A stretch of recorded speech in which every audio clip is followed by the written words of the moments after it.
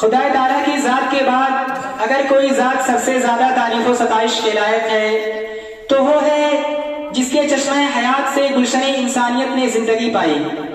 گیتی ہستی نے کفر و شرک جیسے خطرناک طوفان سے چھٹکارا پایا اور ہزاروں سجدہ گاہوں پر سجدہ ریز ہونے والی پیشانیوں نے ایک معبود حقیقی کی بارگاہ میں سجدہ ریز ہونے کا ڈھنگ اور سلیقہ سیکھا. اس سے میری مراد مدنی تاجدار، ہم غریبوں کے غم گسار، آقائے نامدار محمد عربی صلی اللہ علیہ وسلم کی ذات گرامی ہے. کیونکہ ہر ابتدا سے پہلے ہر انتہا کے بعد، ہر ابتدا سے پہلے ہر انتہا کے بعد ذات نبی بلند ہے ذات خدا کے بعد. اور دنیا میں احترام کے قابل ہیں جتنے لوگ، میں سب کو مانتا ہوں مگر مصطفیٰ کے بعد. میرے دوستوں، یہی وہ ذات ہے جس کی شان میں کہنے والوں نے بہت کچھ کہا، لکھنے والوں نے بہت کچھ لکھا.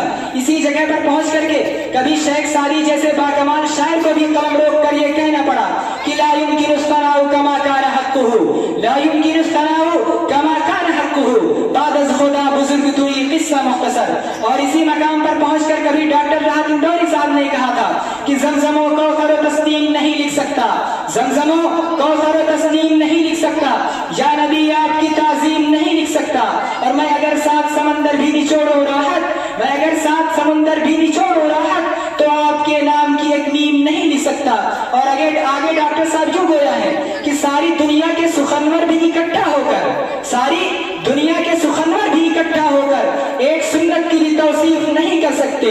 اور آپ کا چہرے انور تو بہت دور کی بات، آپ کا چہرے انور تو بہت دور کی بات، آپ کے جوتے کی تعریف نہیں کر سکتے.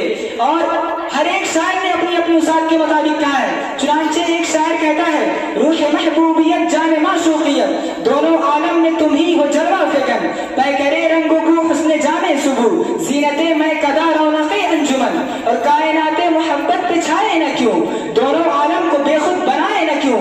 آپ کی روشنی چاند تاروں میں ہے، آپ کے تذکرے ہیں چمن در چمن. لیکن پھر بھی آپ کی مدحت کو گنگنانا عشق نبوی کی علامت ہے. لہٰذا ہم بھی اپنی اس علامت کو ظاہر کرتے ہوئے محبوب یزدہ کی بارگاہ ناز میں گلہائے مدحت کا گلدستہ صبر پیش کرنے کے لیے محمد علقمہ صلی اللہ علیہ وسلم کو اس شعر کے ساتھ دعوت دینا چاہتے ہیں کہ عشق نبی میں جھوم کر نعتیں سنائیے، عشق نبی میں جھوم کر نعتیں سنائیے، ہم رند کو شراب محبت پلائیے، اور اتنا پلائیے کہ بجھ جائے تشنگی، اتنا پلائیے کہ بجھ جائے تشنگی، اے بلبل باغ مدینہ تشریف لائیے.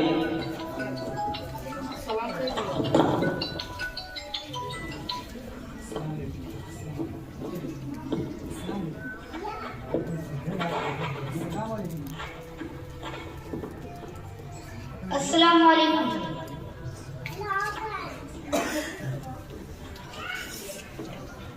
ان کے رخسار پر، زلف خمدار پر، ان کی آنکھوں میں سرمے کی مقدار پر، ان کے قدموں پہ اور دھیمی رفتار پر، ان کے الفاظ کی پیاری